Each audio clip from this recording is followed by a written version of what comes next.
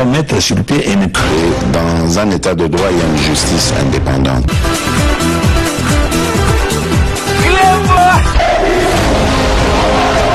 Ce n'est pas pour rien qu'il faut des conseils.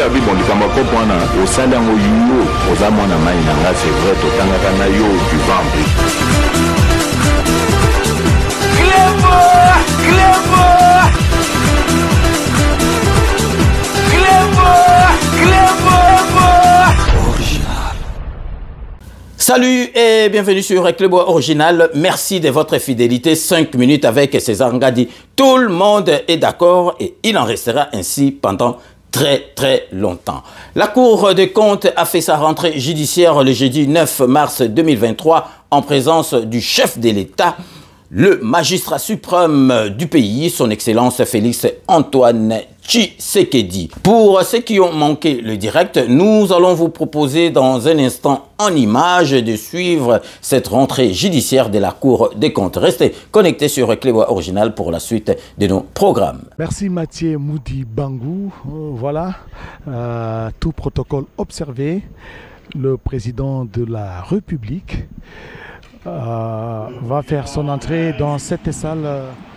Giscard Koussema, le magistrat suprême du pays, entre dans cette salle de spectacle du Palais du Peuple. Il fait son entrée justement pour présider la cérémonie, cette cérémonie d'ouverture de l'audience publique solennelle de la rentrée judiciaire pour l'exercice 2022-2023. Là, c'est le président de la République, Félix Antoine Tshisekedi Tshilombo, qui vient rassurer justement que je suis aux côtés des hauts magistrats, je suis aux côtés de la Cour des comptes pour qu'elle fasse bien son travail de contrôle, de gestion des finances publiques et en même temps des conseils auprès des institutions de la République.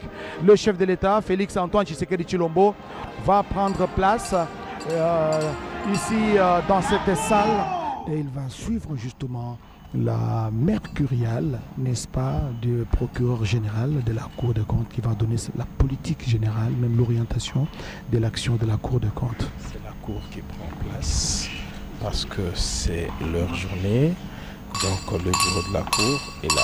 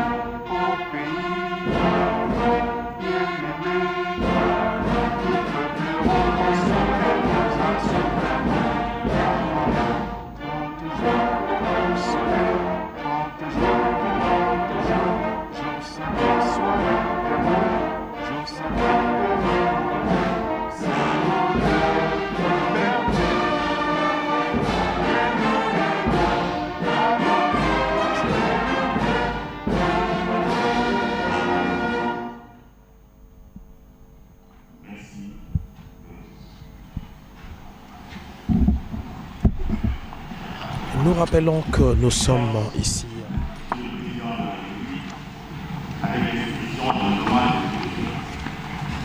Honorable président de l'Assemblée nationale, honorable président du Sénat, ici représenté, Monsieur le Premier ministre, chef du gouvernement, Monsieur le président de la Cour constitutionnelle et président du Conseil supérieur de la magistrature, Monsieur le président du Conseil économique et social, Messieurs les présidents des institutions d'appui à la démocratie, Excellences, Monsieur le doyen du corps diplomatique, Mesdames et Messieurs les ministres, membres du gouvernement, Mesdames et Messieurs, distingués invités. Excellences, Monsieur le Président de la République, avec l'expression de nos hommages renouvelés. Après l'entrée effective en fonction par la prestation des serments des magistrats de la Cour des comptes devant Votre Excellence, Monsieur le Président de la République, aujourd'hui, 9 mars 2023, se tient dans cette salle du Palais du Peuple la première audience publique solennelle de la rentrée judiciaire 2023-2024 de la Cour des comptes.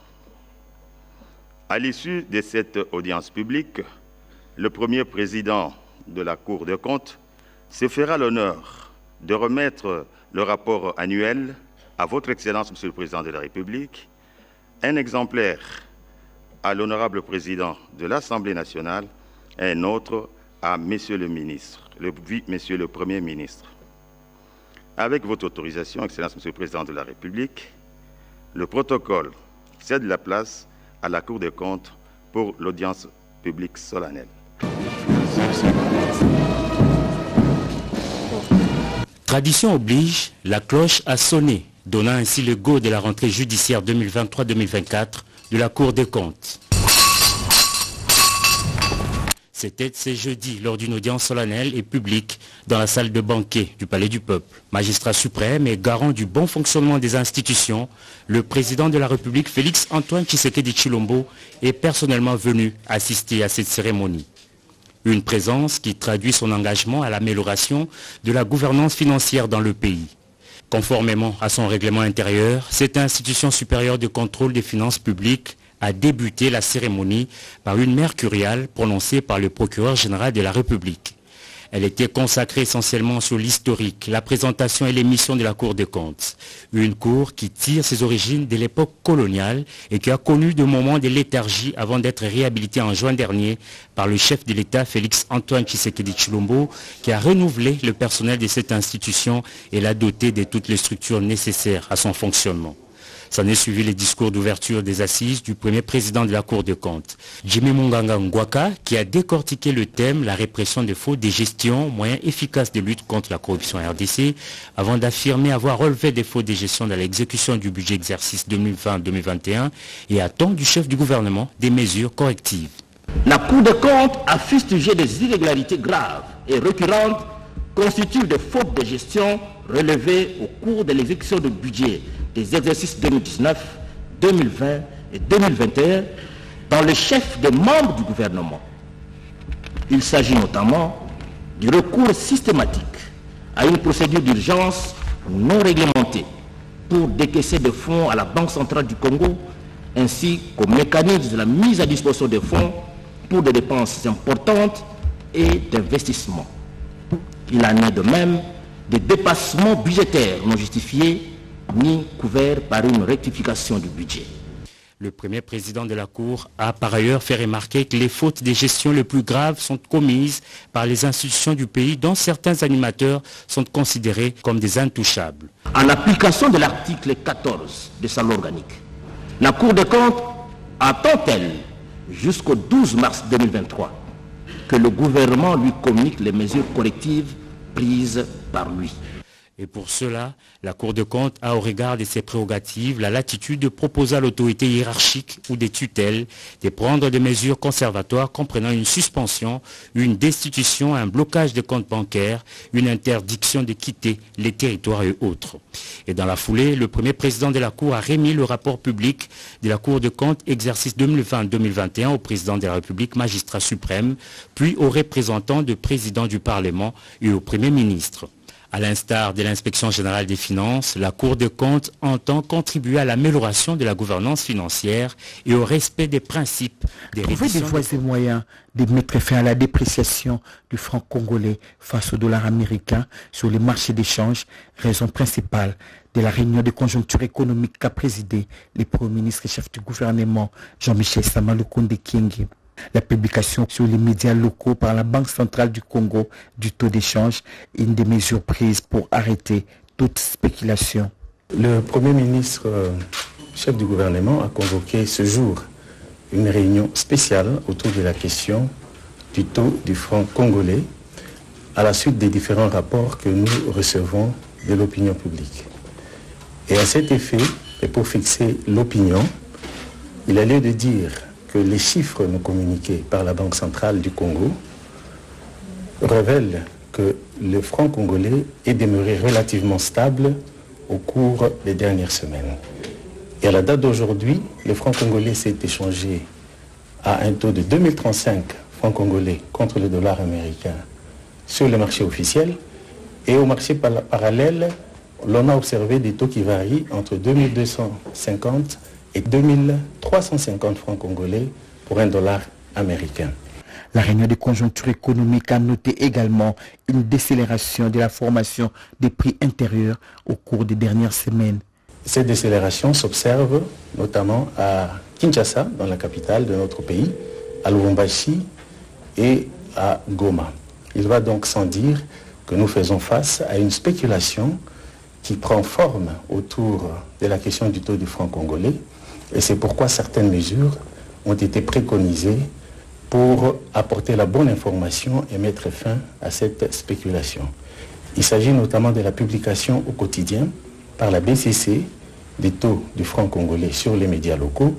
Et ensuite, la Banque centrale va procéder à un suivi permanent des taux sur les marchés parallèles. Le souci du gouvernement est que tout Congolais ait l'information exacte émanant de la Banque centrale du Congo sur les taux d'échange.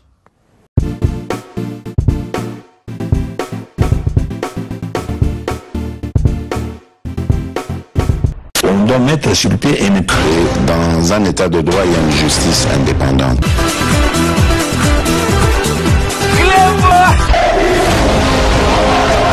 Ce n'est pas pour rien qu'il faut des causes. Au sein d'un c'est vrai, tu